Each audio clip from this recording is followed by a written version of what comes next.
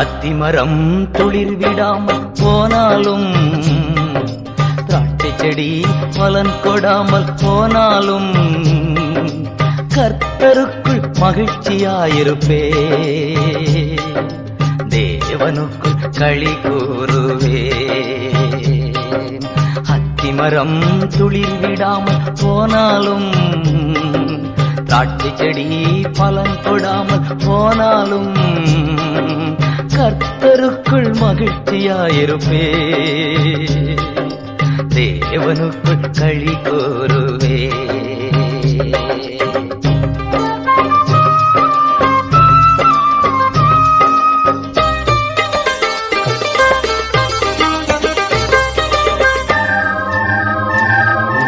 ஒலிவ மரம் பலன் அற்று போனாலும், வயல்களிலே தானியமின்றி